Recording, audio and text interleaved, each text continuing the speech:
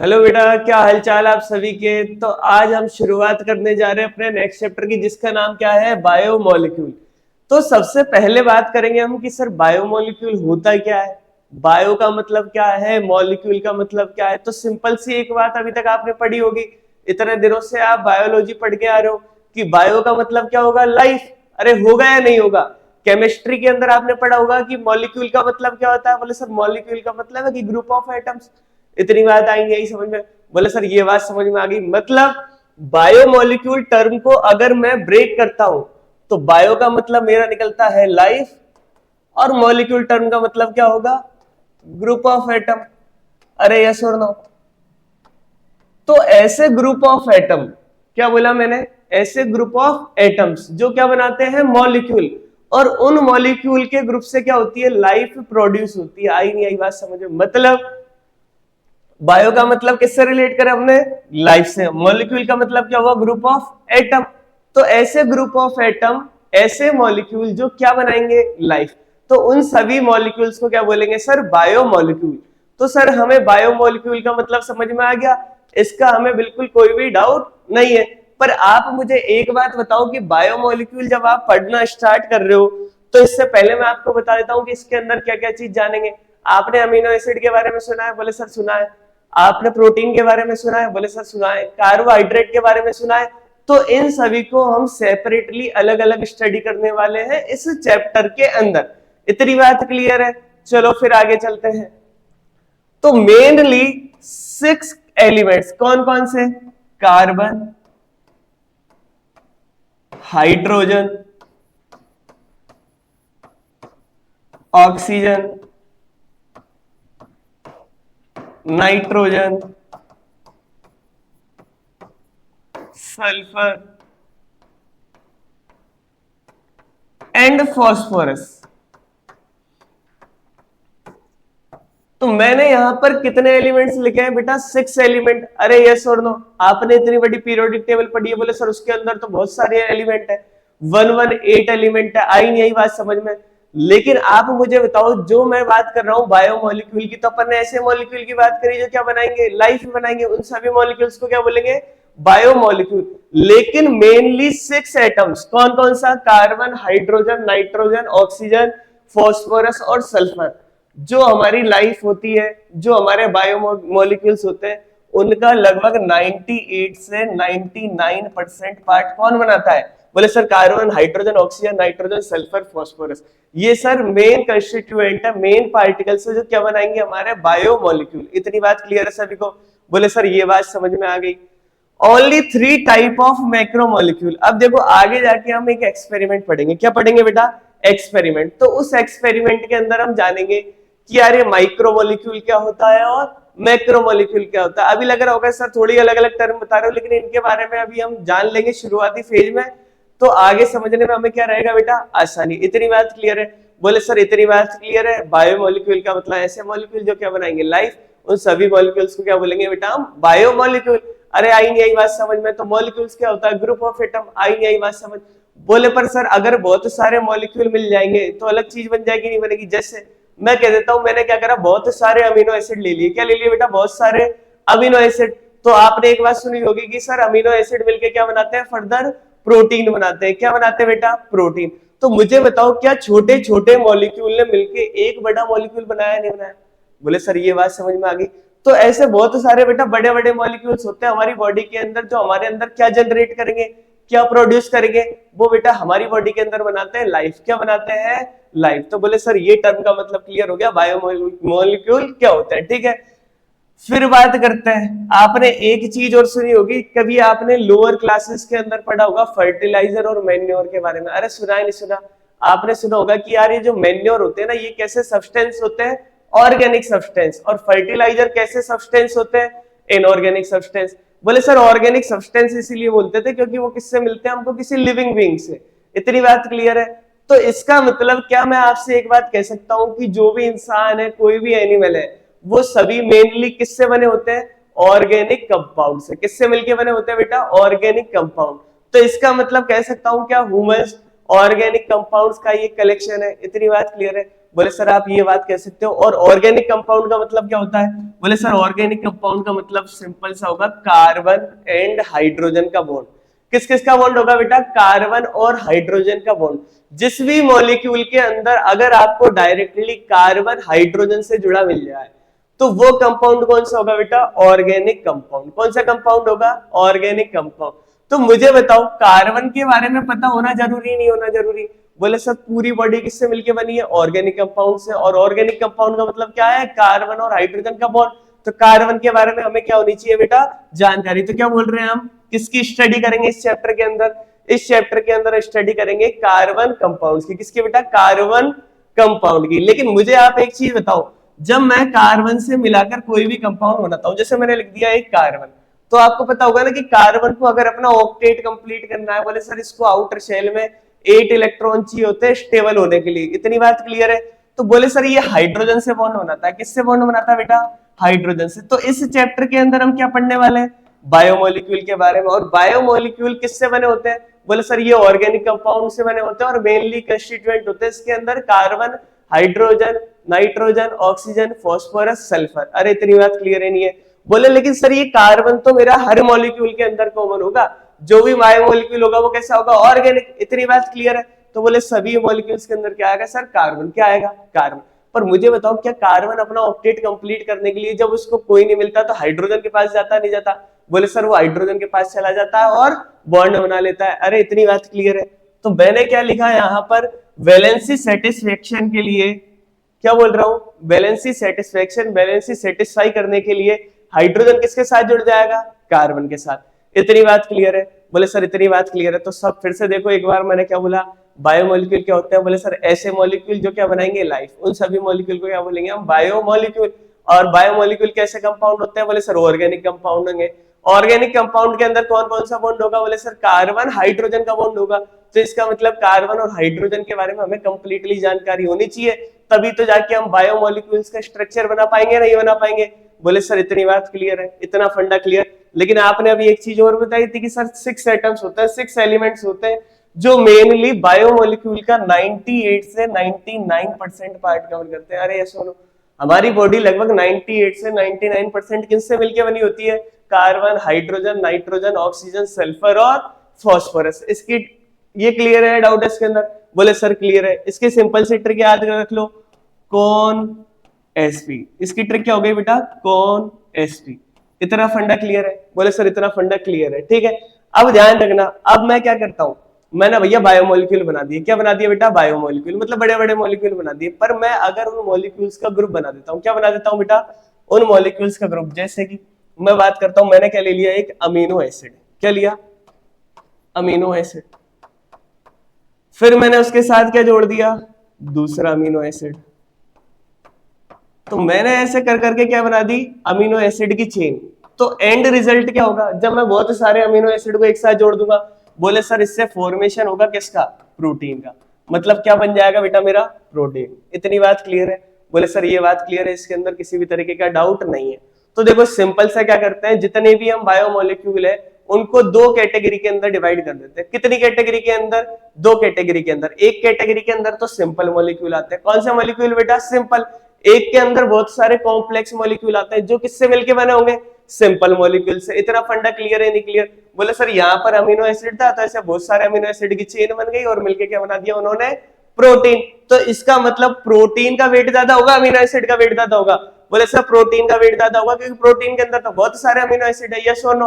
तो ध्यान रखना ऐसे मॉलिक्यूल क्या बनाएंगे बेटा मेरा? Macro molecule. क्या बनाएंगे बेटा? Macro molecule. और इन सिंपल मॉलिक्यूल को क्या बोलूंगा मैं? Micro molecule. इतना फंडा क्लियर है? बोले सर इतना फंडा क्लियर है। मुझे बताओ आपने स्टार्च के बारे में सुना? प्लांट के अंदर स्टोर्ड फूड होता है स्टार्च के फॉर्म में। ह्यूमंस के अंदर, एनिमल्स के अंदर किस फॉर्म में स्टोर होता है फूड? बोले सर ग्लाइकोजन के फॉर्म में होता है। तो मुझे बताओ वो माइक्रो मॉलिक्यूल है मैक्रो मॉलिक्यूल है? बोले सर इस बारे में सोचना पड़ेगा। तो मुझे आप एक बात बताओ सोच के, अपनी बॉडी के अंदर जो फूड बनता है और जो अपनी बॉडी के अंदर हम फूड खाते हैं जिसको कौन बनाएगा? प्लांट। तो प्लांट बनाता है कॉम्प्लेक्स फूड, हम खाने के बाद उसका क्या करेंगे? डाइजेशन, और कन्वर्ट कर देते हैं किसके अंदर? सिंपल फूड के अंदर। मतलब हमने क्या बना दिया बेटा? ग्लूकोज। क्या बनाया? ग्लूकोज। बोले सर अब इस ग्लूकोज को स्टोर करना क्या है? थोड़ा मुश्किल काम। इसलिए क्या कर लेंगे हम, बहुत सारी ग्लूकोज की यूनिट ले लेंगे। अरे आई नहीं आई बात समझ में? और वो मिलके क्या बना देंगे बॉडी के अंदर बेटा, ग्लाइकोजन। क्या बनाएंगे? ग्लाइकोजन। तो आप मुझे एक बात बताओ, ग्लूकोज सिंपल मॉलिक्यूल है या ग्लाइकोजन सिंपल मॉलिक्यूल है? बोले सर ग्लूकोज सिंपल मॉलिक्यूल होगा। क्यों? क्योंकि सर ग्लूकोज के अंदर तो एक ही यूनिट है C6H12O6 की, लेकिन सर ग्लाइकोजन के अंदर तो बहुत सारी यूनिट है नहीं है ग्लूकोज की। तो मुझे बताओ ग्लाइकोजन, इसके यहाँ मैं स्टार्च भी लिख सकता हूँ नहीं लिख सकता? बोले सर स्टार्च भी लिख सकते हैं, क्योंकि स्टार्च भी क्या है, ग्लूकोज की चेन है एक तरीके से। आई नहीं आई बात समझ में? तो मुझे बताओ ये मॉलिक्यूल माइक्रो मॉलिक्यूल होंगे या मैक्रो मॉलिक्यूल होंगे? बोले सर ये वाले मॉलिक्यूल तो छोटे हैं, तो इनको क्या बोल देंगे हम, माइक्रो मॉलिक्यूल। और ये सर बहुत सारे माइक्रो मॉलिक्यूल मिलके क्या बनाते हैं, मैक्रो मॉलिक्यूल। क्या बोल देंगे बेटा इसको, मैक्रो मॉलिक्यूल। बोले सर इतना फंडा क्लियर है, आगे चलते हैं इसके बाद। अब अपन ने किसकी बात करी बेटा, ओनली 3 टाइप ऑफ मैक्रोमोलिक्यूल। जैसे एक तो मेरा हो गया प्रोटीन, क्या हो गया बेटा, प्रोटीन। सेकंड हो गया मेरा न्यूक्लिक एसिड, और थर्ड हो गया मेरा पॉलीसेकेराइड। क्या बोला मैंने, एक तो एक मेरा हो गया बेटा क्या, न्यूक्लिक एसिड। आई नहीं आई बात समझ में? तो मुझे बताओ न्यूक्लिक एसिड के अगर बहुत सारे ग्रुप एक साथ मिल जाएंगे, तो मैंने क्या बोला, ऐसे बहुत सारे न्यूक्लिक एसिड जुड़ गए एक साथ, तो क्या बनाएंगे मिलके?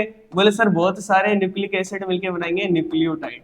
क्या बनाएंगे बेटा, न्यूक्लियोटाइड। तो मुझे बताओ न्यूक्लियोटाइड हमारा माइक्रोमोलिक्यूल होगा मैक्रोमोलिक्यूल होगा? बोले सर ऑब्वियस सी बात है, ये तो हमारा क्या होगा, मैक्रोमोलिक्यूल। इसीलिए मैंने यहाँ पर क्या लिखा कि मेनली 3 टाइप के मैक्रोमोलिक्यूल मिलते हैं हमारी बॉडी के अंदर। पहला कौन सा होगा, प्रोटीन। बोले सर प्रोटीन किससे मिलके बनेगा, अमीनो एसिड से। सेकंड कौन सा होगा हमारा, न्यूक्लिक एसिड। न्यूक्लिक एसिड किससे बनेगा, बोले सर न्यूक्लियोटाइड से बनेगा। थर्ड क्या होगा हमारा, पॉलीसेकेराइड। क्या बेटा, पॉलीसेकेराइड। तो मुझे तो पॉलीसेकेराइड का एग्जांपल है नहीं स्टार्च। आई नहीं यही बात समझ में? जब आप कार्बोहाइड्रेट का क्लासिफिकेशन पढ़ेंगे तो उसके अंदर आप देखेंगे कि बहुत सारी कैटेगरी होती है कार्बोहाइड्रेट की, जैसे मोनोसेकेराइड, डाइसेकेराइड, पॉलीसेकेराइड, ओलिगोसेकेराइड। आई नहीं यही बात समझ में?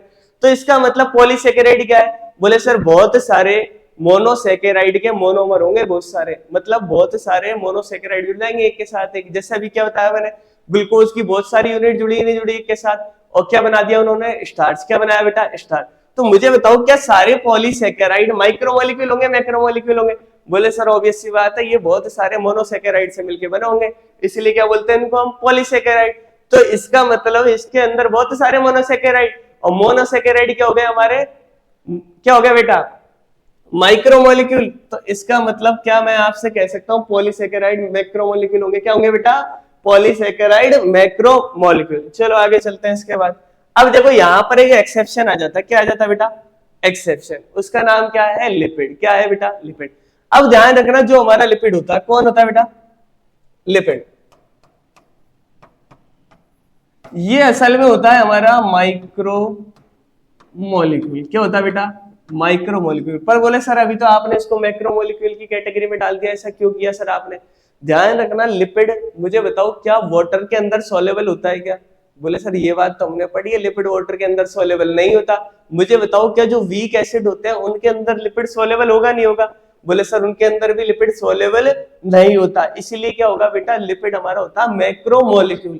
और इस बात को प्रूव करेंगे आगे जाके हम एक एक्सपेरिमेंट से। आई नहीं आई बात समझ में? तो मैक्रोमोलिक्यूल देखे हमने, कौन सा देखा? बोले सर पहला देखा हमने प्रोटीन। क्या देखा बेटा, प्रोटीन। दूसरा कौन सा देखा? बोले सर दूसरा हमने देख लिया न्यूक्लियोटाइड। क्या बोला बेटा, न्यूक्लियोटाइड। थर्ड कौन सा बोल दिया हमने?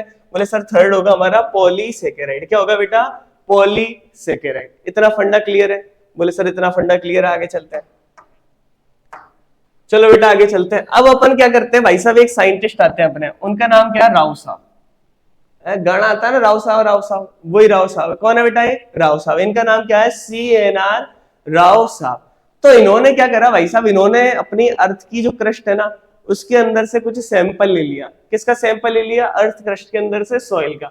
और इसके अलावा इन्होंने सैंपल ले लिया एक लिविंग टिश्यू का। बोले सर इन्होंने क्या करे, 2 सैंपल ले लिए।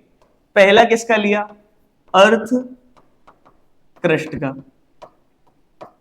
सेकंड सैंपल किसका ले लिया इन्होंने, लिविंग टिश्यू का। और किसने लिया बेटा ये सैंपल, बोले राव साहब। सर ये कैसे भूल सकते हैं हम, राव साहब का तो जलवा है। क्लियर है सभी को? बोले सर ये बात क्लियर है। राव साहब ने 2 सैंपल ले लिए, एक तो किसका ले लिया, अर्थ क्रस्ट का, एक ले लिया उन्होंने लिविंग टिश्यू का।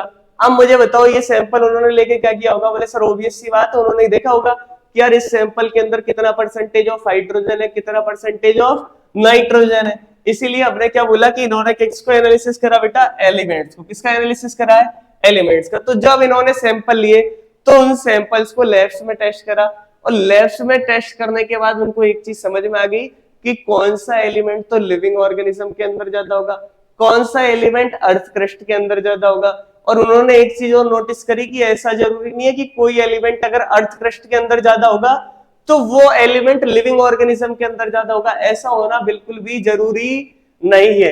तो इन्होंने क्या बोला, इन्होंने जब इस एक्सपेरिमेंट को करा तो इन्होंने देखा अर्थ क्रस्ट के अंदर हाइड्रोजन मिलता है मेरा 0.14%। कितना मिलेगा बेटा, 0.14%। लेकिन जब इन्होंने ह्यूमन बॉडी के अंदर देखा तो वो आया मेरा 0.5%। कितना आया बेटा, 0.5%।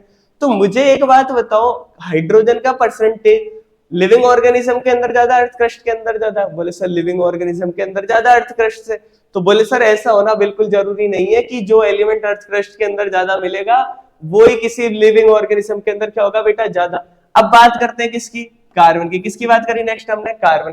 कार्बन मिलता है बेटा 0.03%। कितना मिलेगा, 0.03%। लेकिन मुझे बताओ लिविंग ऑर्गेनिज्म किससे मिलके बने होते हैं, ऑर्गेनिक कंपाउंड से। किससे बने होंगे बेटा, ऑर्गेनिक कंपाउंड। तो लगभग 20%, क्या बोल रहा हूं, लगभग 20% ह्यूमन बॉडी या कोई भी लिविंग ऑर्गेनिज्म किससे मिलके बना होगा बेटा, कार्बन से। किससे मिलके बना होगा, कार्बन। तो मैं कह देता हूं कि 18.5% ऑफ कार्बन टोटल एलिमेंट्स का जो ह्यूमन बॉडी के अंदर मिलेंगे, उसमें से 18.5% कौन बना रहा है बेटा, अकेला कार्बन। कौन बना रहा है बेटा, कार्बन। अभी हमने एक ट्रिक के बारे में जाना ना, कौन एसपी। बोले सर ये तो हमको याद नहीं रहेगा, हमको तो राव साहब याद रहेंगे। आई नहीं आई बात समझ में। तो राव साहब ने क्या करा है, ये जो एलिमेंट है इनका एनालिसिस करा है। क्लियर है सभी को। तो कौन एसपी से मुझे क्या बात पता चल रही है, बोले सर इससे एक बात पता चली कि carbon, hydrogen, oxygen, nitrogen, sulphur और फास्फोरस ये सारे मेन कंस्टिट्यूएंट है जो क्या करेंगे बेटा, ऑर्गेनिक कंपाउंड को बनाएंगे। और ऑर्गेनिक कंपाउंड से हमारी बॉडी मिलके बनी होगी, नहीं बनी होगी। तो मुझे बताओ जब हम ह्यूमन बॉडी का एलिमेंट्स का वेट का परसेंटेज देखेंगे तो सबसे ज्यादा देखने को कौन मिलेगा बेटा, कौन एसपी। कौन मिलेगा बेटा, कौन एसपी। अब देखो यहाँ पर कार्बन कितना परसेंट है, बोले सर 18.5%। उसके बाद ऑक्सीजन देखो, ऑक्सीजन कितना परसेंट होगा ह्यूमन बॉडी के अंदर, 65%। कितना बेटा, 65%। मतलब कि कोई भी ह्यूमन बॉडी है, कोई भी लिविंग ऑर्गेनिज्म है, उसका लगभग 65% कौन मिलके बना रहा है, केवल और केवल ऑक्सीजन। बोले सर इतना सारा ऑक्सीजन होगा, नहीं होगा, बोले होगा सर। उसके बाद नाइट्रोजन की बात करते हैं तो नाइट्रोजन मिलेगा 3.3%। कितना मिलेगा बेटा, 3.3%। लेकिन ध्यान रखने वाली बात क्या है, जो अर्थ क्रस्ट है ना उसके अंदर भी ऑक्सीजन का परसेंटेज कितना होगा, 46.6%। किसका होगा बेटा, ऑक्सीजन का। तो बोले सर ऑक्सीजन तो अर्थ क्रस्ट के अंदर भी ज्यादा मिल रहा है और ह्यूमन बॉडी के अंदर भी ज्यादा मिल रहा है। तो मुझे बताओ क्या सबसे ज्यादा, मुझे बताओ इन एलिमेंट्स के अंदर से कौन सा है। बोले सर सबसे ज्यादा इनमें से ऑक्सीजन। क्या है, ऑक्सीजन। तो इसीलिए मैं ऑक्सीजन को क्या कह देता हूं बेटा, मोस्ट अबंडेंट एलिमेंट। क्या बेटा, मोस्ट अबंडेंट एलिमेंट। मतलब ऐसा एलिमेंट जो सबसे ज्यादा मिलेगा उसको क्या बोलते हैं, मोस्ट अबंडेंट। इतनी बात क्लियर है। फिर एक इसके अंदर नोटिस करने वाली बात क्या, जब इन्होंने अर्थ क्रस्ट के अंदर सिलिकॉन का परसेंटेज देखा, किसका देखा बेटा, सिलिकॉन का, तो लगभग 28%। कितना बेटा, अप्रोक्सीमेटली 28% कौन मिला हमको, सिलिकॉन। कौन मिला, सिलिकॉन। लेकिन मैंने आपको पहले एक बात बताई कि जरूरी नहीं है कोई भी चीज अगर अर्थ क्रस्ट के अंदर मिलेगी तो उतना ही परसेंटेज ह्यूमन बॉडी के अंदर मिले। तो आप इसका एग्जांपल देखो, लगभग नेग्लिजिबल 0.001.02% सिलिकॉन मिलता है किसके अंदर, ह्यूमन बॉडी के अंदर। बोले सर इतना फंडा क्लियर है। तो मुझे बताओ अगर मैं नॉन लिविंग की बात करता हूँ, ये अर्थ क्रस्ट क्या है, लिविंग है नॉन लिविंग है, बोले सर नॉन लिविंग है। तो नॉन लिविंग के अंदर क्या सिलिकॉन का परसेंटेज ज्यादा मिलेगा, नहीं मिलेगा, बोले सर ऑब्वियस सी बात है मिलेगा। और लिविंग के अंदर सबसे ज्यादा मिलेगा कौन, carbon, hydrogen, oxygen, nitrogen, phosphorus और सल्फर। बोले सर कौन एसपी, याद हो गया। तो लगभग ये सारे 6 एलिमेंट 99% बनाएंगे किसका, हमारी बॉडी का। कितना बेटा, लगभग 98 से 99%। इतना क्लियर है। बोले सर ये 6 एलिमेंट इतना बड़ा मेजर रोल प्ले करते हैं क्या, यस बेटा। क्योंकि अपनी बॉडी किससे मिलके बनी है, ऑर्गेनिक कंपाउंड से। भाई हमको अमीनो एसिड बनाना है तो नाइट्रोजन की जरूरत, प्रोटीन बनाना है तो नाइट्रोजन की जरूरत, कुछ भी चीज बनानी है बोले सर ऑक्सीजन की जरूरत है। जब भी हम ऑक्सीडेशन ऑफ फूड करेंगे, जब भी एनर्जी प्रोड्यूस करेंगे तो क्या करेंगे, ऑक्सीडेशन करेंगे नहीं करेंगे फूड का, तो बोले सर उसके लिए भी ऑक्सीजन चाहिए। तो हर काम के लिए ऑक्सीजन चाहिए नहीं चाहिए, बोले सर हर काम के लिए ऑक्सीजन चाहिए। इसीलिए मैं कहता हूं कि ये 6 एलिमेंट्स सबसे ज्यादा मिलते हैं किसी भी लिविंग ऑर्गेनिज्म के अंदर, जो लिविंग ऑर्गेनिज्म की बॉडी का 98 to 99% पार्ट कवर करते हैं। अरे क्लियर है, बोले सर ये बात क्लियर है।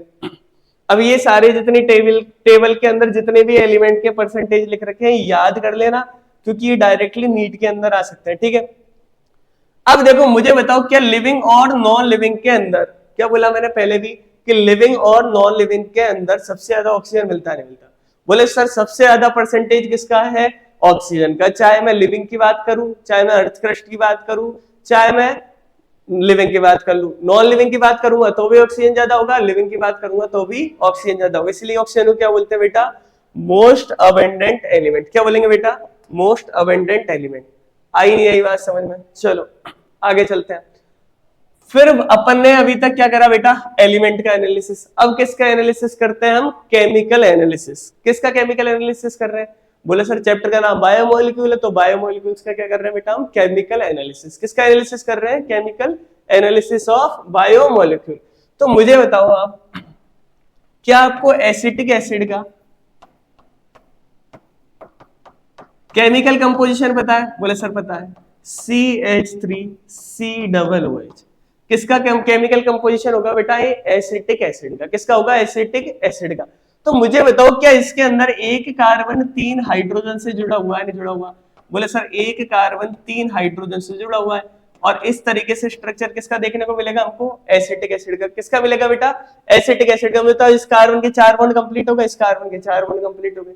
इतनी बात आई नहीं आई समझ में? लेकिन आप मुझे एक बात बताओ, अगर मैं क्या करता हूं, अगर मैं इन हाइड्रोजन को रिप्लेस कर देता हूं, किसको रिप्लेस कर दिया, हाइड्रोजन को। और रिप्लेस किससे कर रहा हूं, क्लोरीन से।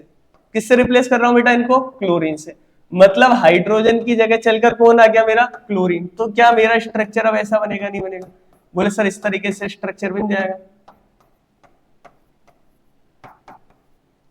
तो ये क्या था बेटा मेरा, एसिटिक एसिड। ये क्या था, एसिटिक एसिड। अब मैंने एसिटिक एसिड के अंदर क्या जोड़ दिए, 3 क्लोरीन। कितने क्लोरीन जोड़ दिए, 3 क्लोरीन। तो मेरा बन गया ट्राइक्लोरो एसिटिक एसिड। क्या बन गया बेटा, ट्राइक्लोरो एसिटिक एसिड। तो ये फॉर्मूला तुम्हें समझ में आया नहीं आया कि CCl3COOH क्यों लिखा हमने? बोले सर ये समझ में आ गया, हमने क्या करा, एक एसिड ले लिया। क्या ले लिया? तो जब हम केमिकल एनालिसिस कर रहे हैं तो सबसे पहले शुरुआत कर रहे हैं हम किसकी, बोले सर सबसे पहले हम शुरुआत करेंगे, हमने एक ले लिया एसिड। क्या लिया बेटा, एसिड। चलो अभी 1 सेकंड रुको, 1 सेकंड के बाद बैक करते हैं स्टार्ट, ठीक है।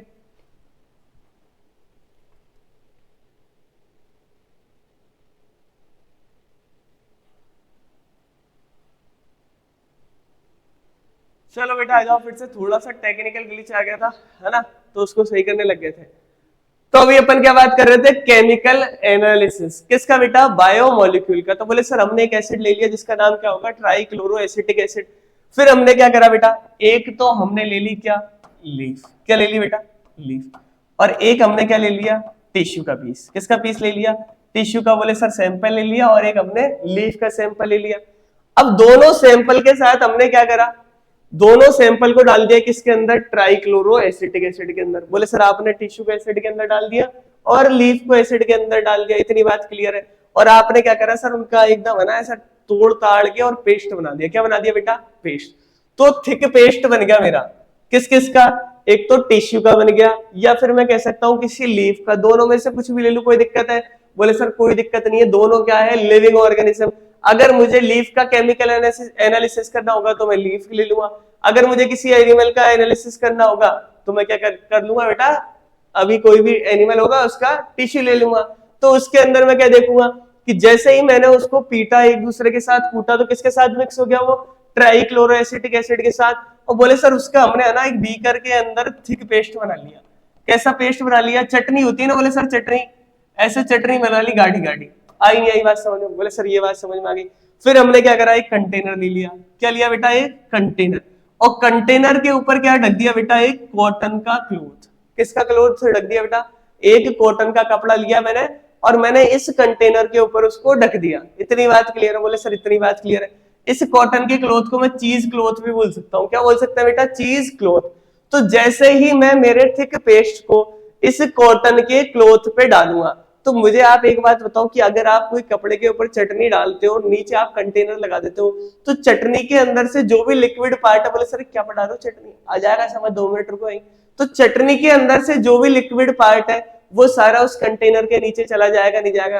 बोले सर सारा लिक्विड पार्ट कंटेनर के अंदर चला जाएगा। किसमें चला जाएगा बेटा, कंटेनर के अंदर। बोले सर जो अगर उस छलनी को उस कॉटन के कपड़े को पार कर सकता है वो तो इस कंटेनर के अंदर आ जाएगा, और जो पार नहीं कर सकता वो कहां रह जाएगा बेटा, इस कॉटन क्लॉथ के, इस चीज क्लॉथ के ऊपर। बोले सर इतनी बात समझ में आ गई। तो ध्यान रखना, ऐसे मटेरियल जो इस कंटेनर के अंदर आ जाएंगे उसको बोलेंगे हम क्या, फिल्ट्रेट। क्या बोलेंगे बेटा, फिल्ट्रेट। और ऐसा मटेरियल जो इस चीज कॉटन के ऊपर, चीज क्लॉथ के ऊपर रह जाएगा उसको क्या बोलेंगे हम, रेड नेट। क्या बोलेंगे बेटा, रेड नेट। ठीक है, आई नहीं आई बात समझ में? बोले सर इतनी बात समझ में आ गई। मतलब बोले सर ऐसा मटेरियल, मैंने इसको किसके अंदर मिक्स करा था, बोले सर आपने इसको ट्राइक्लोरो एसिडिक एसिड के अंदर मिक्स करा था। तो ऐसा मटेरियल जो ट्राइक्लोरो एसिटिक एसिड के अंदर मिक्स हो गया और छन के किसके अंदर आ गया, इस कंटेनर के अंदर फिल्ट्रेट के साथ। इतनी बात क्लियर है? बोले सर वो कितने छोटे छोटे मॉलिक्यूल होंगे, नहीं होंगे? तो ऐसे मॉलिक्यूल को क्या बोल देता हूं बेटा मैं, बायो माइक्रो मॉलिक्यूल।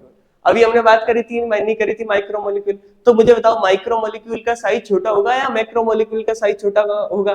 बोले सर मैक्रो मॉलिक्यूल तो बहुत सारे माइक्रो मॉलिक्यूल से मिलकर बनते हैं, इसका मतलब सर साइज छोटा होगा किसका, माइक्रो मॉलिक्यूल का। इतना फंडा क्लियर है? बोले सर इतना फंडा समझ में आ गया। तो जो पार्ट मेरा छनकर इस कंटेनर के अंदर आ गया उन सभी को मैं क्या बोलूंगा बेटा, बायो माइक्रो मॉलिक्यूल।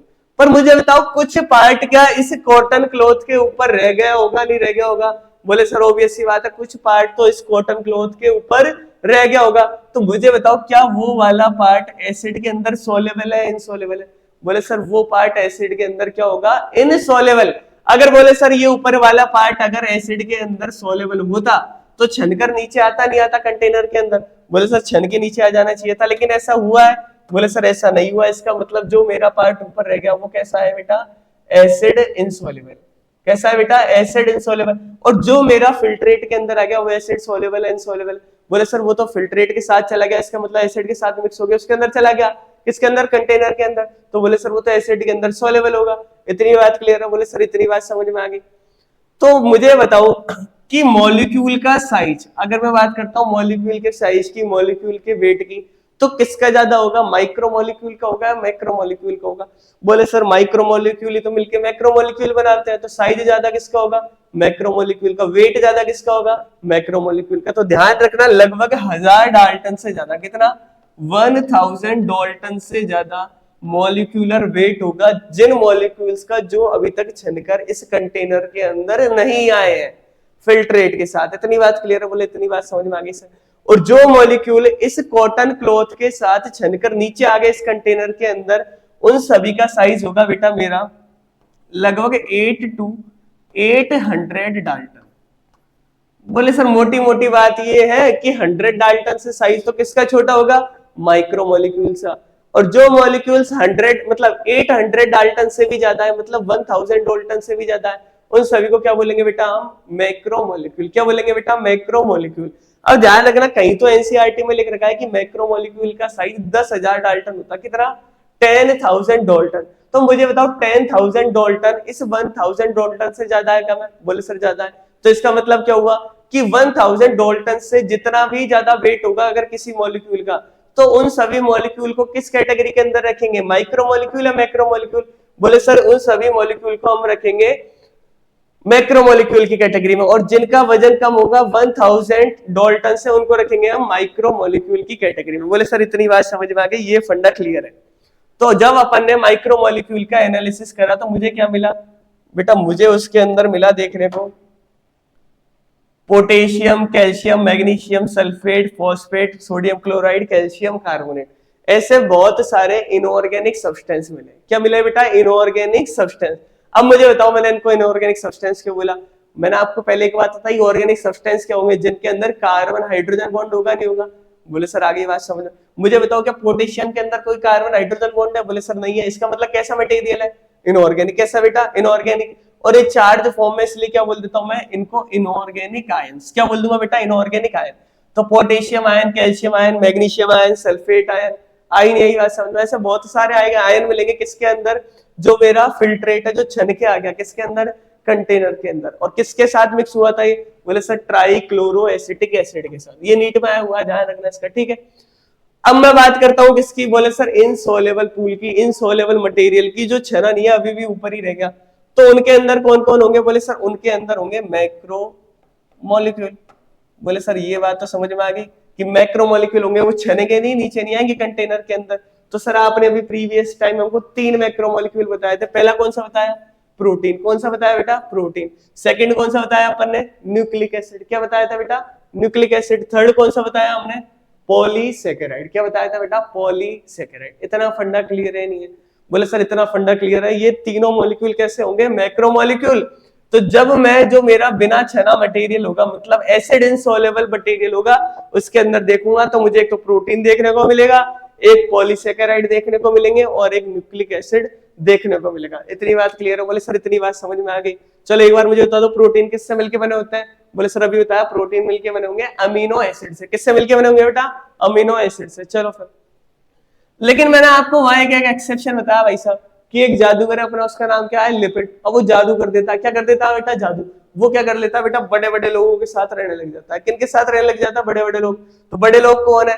माइक्रोमोलिक्यूल है मैक्रोमोलिक्यूल? सर बोले मैक्रोमोलिक्यूल है। तो बड़े मोलिक्यूल के साथ क्यों रहने लग जाता है? मुझे बताओ, क्या अगर ये मेरा लिपिड इस ट्राइक्लोरो एसिटिक एसिड के अंदर मिक्स नहीं होता तो क्या इस फिल्ट्रेट के साथ इस कंटेनर के अंदर आ पाएगा क्या?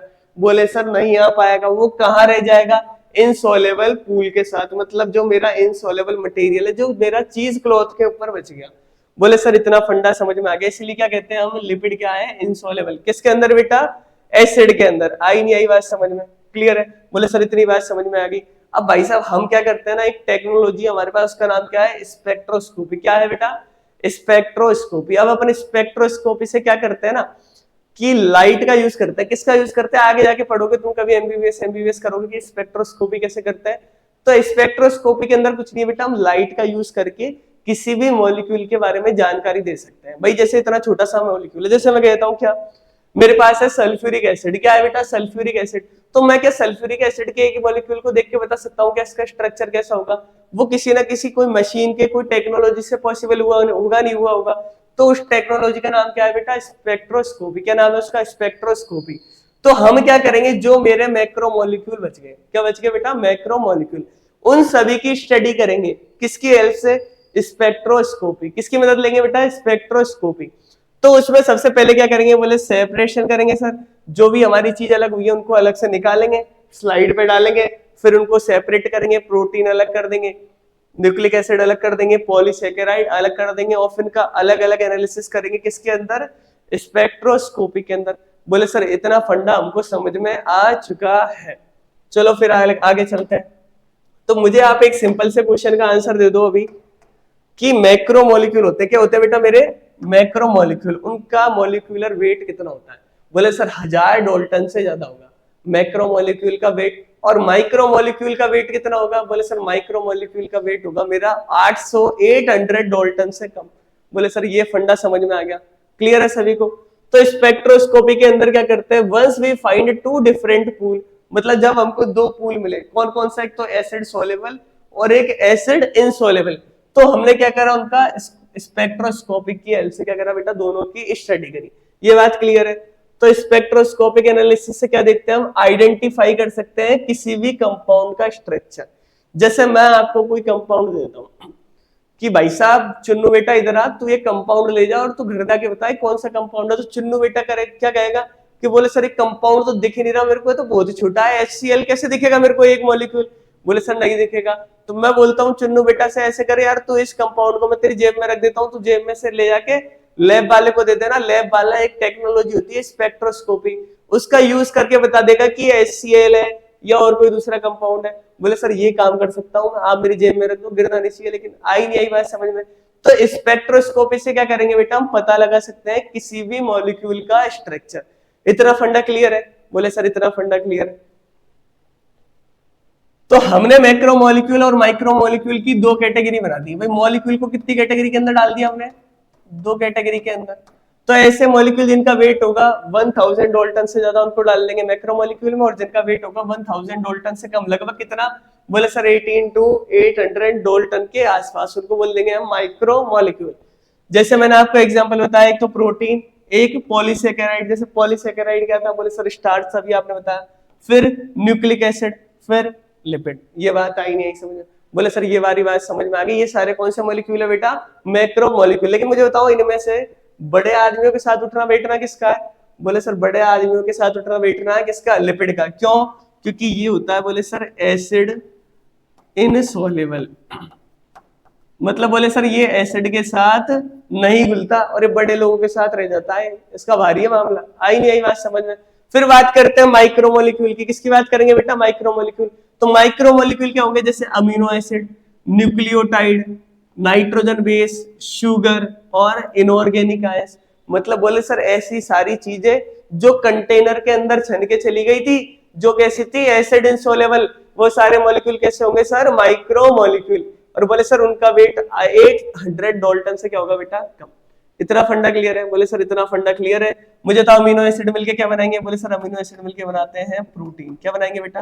प्रोटीन। न्यूक्लियोटाइड मिलके क्या बनाएंगे? बोले ये मिलके बनाएंगे सर न्यूक्लिक एसिड। क्या बनाएंगे बेटा? Nucleic acid.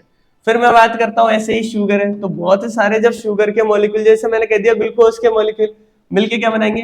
पॉलीसेकेराइड। क्या बनाएंगे बेटा? पॉलीसेकेराइड। इतना फंडा क्लियर है? बोले सर इतनी बात समझ में आ गई। जैसे इसका एग्जांपल लिख दूं एक, बोले सर स्टार्च। तो मुझे बताओ जो मैंने अभी आपके सामने तीनों एग्जांपल लिखे, example number first, second and third, ये क्या सारे माइक्रोमोलिक्यूल्स के बहुत सारे कॉम्प्लेक्स यूनिट है? नहीं है?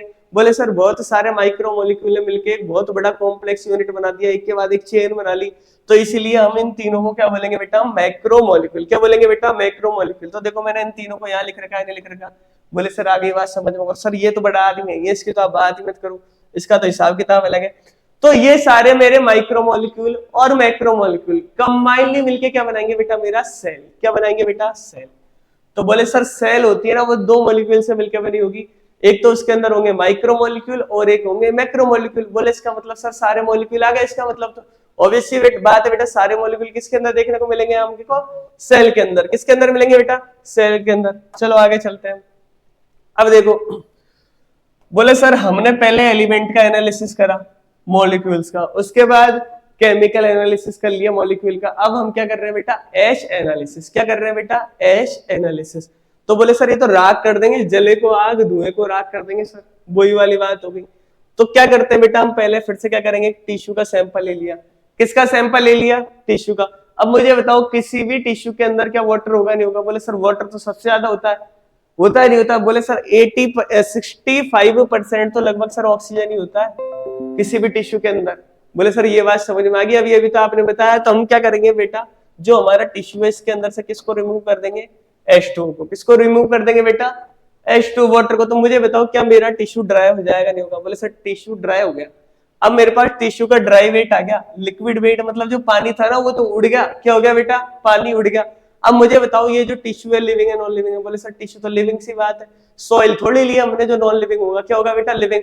अब मुझे बताओ लिविंग किससे मिलके बने होंगे? बोले सर लिविंग मिलके बने होंगे ऑर्गेनिक कंपाउंड से। किससे बेटा? Organic compound. तो ऑर्गेनिक कंपाउंड का मतलब क्या? कार्बन हाइड्रोजन इसमें होगा नहीं होगा? बोले सर इस टिश्यू के ड्राई वेट के अंदर भी कार्बन भी होगा और हाइड्रोजन भी होगा। तो मुझे बताओ अगर मैं इस ड्राई वेट को जलाता हूं, इस ड्राई टिश्यू को क्या करता हूं? जलाता हूं, क्योंकि सर इसके अंदर पानी नहीं है तो आसानी से जल जाएगा।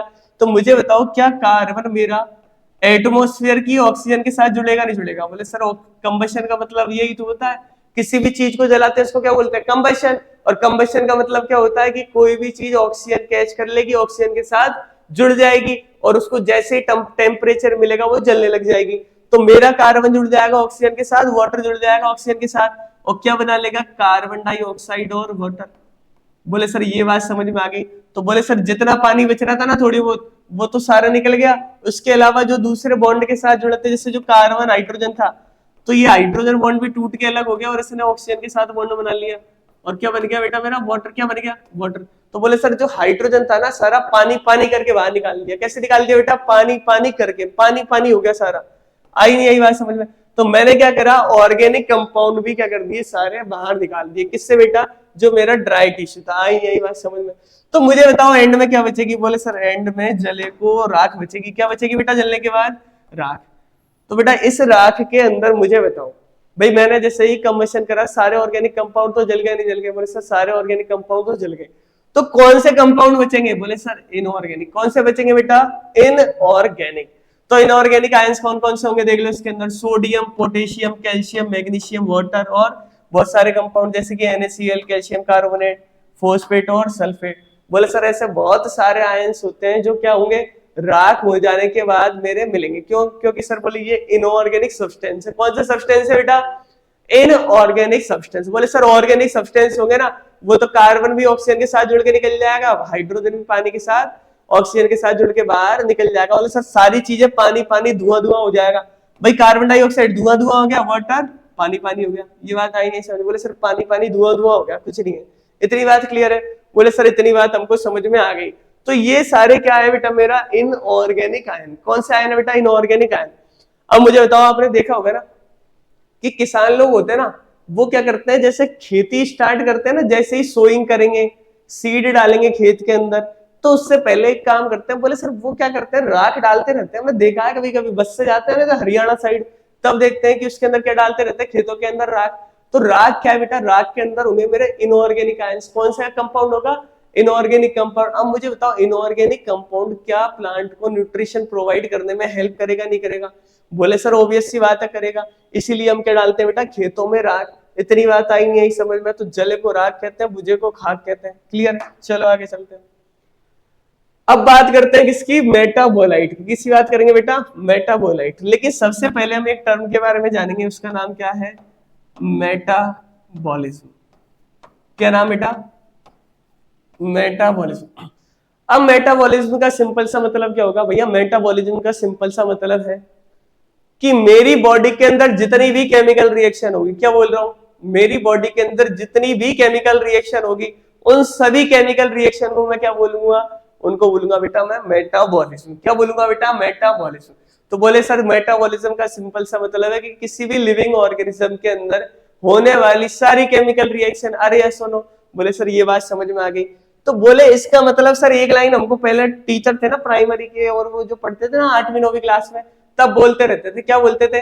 कि बोले सर मेटाबॉलिज्म हमारी लाइफ की कंटिन्यूटी तक लगातार चलता रहता है। जैसे ही मेटाबॉलिज्म बंद हुआ, हमारे कार्यक्रम क्या हो जाएगा? समाप्त। क्योंकि मुझे बताओ ऑक्सीडेशन ऑफ फूड, रेस्पिरेशन जिसको बोलते हैं हम, वो भी एक केमिकल रिएक्शन है या नहीं है? बोले सर वो भी एक केमिकल रिएक्शन है, तो वो भी मेटाबॉलिज्म है नहीं है? तो मुझे बताओ अपनी लाइफ की एंडिंग तक, जब तक अपन जिंदा रहेंगे, तब तक हमारी बॉडी के अंदर मेटाबॉलिज्म होगा नहीं होगा? बोले सर हमारी बॉडी के अंदर क्या होगा? मेटाबॉलिज्म। तो ध्यान रखना ऐसे सभी मॉलिक्यूल्स को क्या बोलते हैं हम? मेटाबोलाइट। क्या बोलेंगे बेटा? मेटाबोलाइट। क्लियर है? तो मेटाबॉलिज्म समझ में आ गया। तो मेटाबोलाइट क्या होगा? A small molecule that is produce, use और ट्रांसफॉर्म, मतलब ड्यूरिंग द मेटाबॉलिक रिएक्शन। मतलब बोले सर किसी भी मेटाबॉलिक रिएक्शन के अंदर अगर मेरा कोई भी मॉलिक्यूल क्या हो गया? प्रोड्यूस हो गया, ट्रांसफर हो गया, ट्रांसफॉर्म मतलब चेंज हो गया, या फिर सर उसके अंदर किसी भी तरीके का क्या आ गया? चेंजेस। अरे आई नहीं आई बात समझ में? तो उन सभी मॉलिक्यूल को क्या बोलेंगे बेटा? मेटाबोलाइट। क्या बोलेंगे? मेटाबोलाइट। बोले सर इसका मतलब तो सिंपल सा हुआ कि मेटाबॉलिज्म के अंदर जितने भी मॉलिक्यूल पार्टिसिपेट करेंगे सबको क्या बोल दूंगा मैं? मेटाबोलाइट। क्या बोलूंगा बेटा? मेटाबोलाइट। बोले सर इतना फंडा समझ में आ गया। अब ध्यान रखना मेटाबोलाइट भी भाई सब दो टाइप के होते हैं। कितने टाइप के? दो। अब दोनों टाइप समझने से पहले आप मुझे एक बात बताओ, जैसे मैंने बोला कि मेरे पास क्या है? मॉलिक्यूल ए। क्या है बेटा? मॉलिक्यूल ए। अब भैया मॉलिक्यूल ए चला गया मेरा किसके अंदर? मेटाबॉलिज्म में। किसके अंदर पार्टिसिपेट कर रहा है? मेटाबॉलिज्म में। इसने बना दिया मॉलिक्यूल बी। क्या बना दिया बेटा? Molecule B. आई नहीं आई बात समझ में? अब मॉलिक्यूल बी के पास दो रास्ते हैं। कितने रास्ते बेटा? दो रास्ते। पहला रास्ता क्या है? बोले सर पहला रास्ता होगा इसके पास या तो मॉलिक्यूल बी मॉलिक्यूल सी में चेंज हो जाए या फिर मॉलिक्यूल बी किसके अंदर ही रहे? मॉलिक्यूल बी के अंदर। बोले सर इसके मतलब दो रास्ते हो गए, ये तो आगे जाके कन्वर्ट हो जाएगा किसी दूसरी चीज में या फिर ये सेम ही रहेगा। आई नहीं आई बात समझ में? तो इसके बेसिस पे हम मेटाबोलाइट को कैटेगराइज करते हैं किसके अंदर? प्राइमरी मेटाबोलाइट और सेकेंडरी मेटाबोलाइट। कितनी कैटेगरी बना देंगे बेटा? दो। पहली होगी मेरी प्राइमरी मेटाबोलाइट की और दूसरी कैटेगरी होगी बेटा मेरी किसकी? सेकेंडरी मेटाबोलाइट की। तो प्राइमरी मेटाबोलाइट क्या होंगे?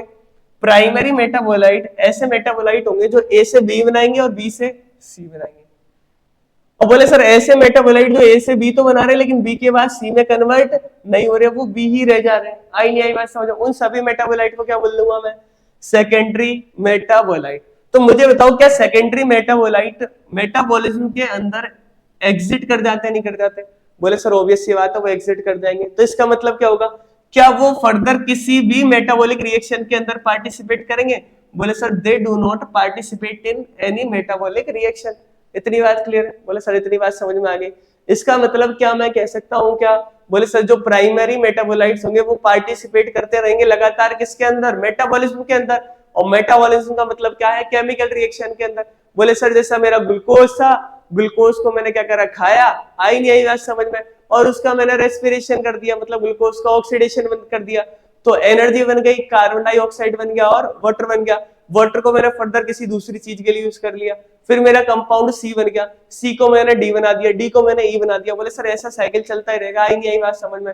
तो इसका मतलब क्या? अगर मैं लगातार किसी भी मॉलिक्यूल का कन्वर्जन करते जा रहा हूं जो किसके अंदर बन रहा है? मेटाबॉलिज्म के अंदर, तो क्या मैं उसको प्राइमरी मेटाबोलाइट बोलूंगा? नहीं बोलूंगा। तो बोले सर उसको क्या बोलेंगे हम?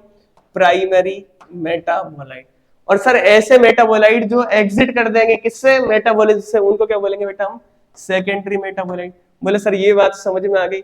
ये किसके अंदर पार्टिसिपेट करेंगे बेटा? मेटाबॉलिज्म में। किसमें बेटा? मेटाबॉलिज्म में। मुझे बताओ क्या प्राइमरी मेटाबोलाइट का कोई रोल होगा क्या? बोले सर इसका तो एक रोल होगा, वो लगातार क्या करेंगे? एक चीज से दूसरी चीज, दूसरी चीज से तीसरी और तीसरी से चौथा, वो लगातार मॉलिक्यूल्स में कन्वर्ट होते रहेंगे नहीं होते रहेंगे?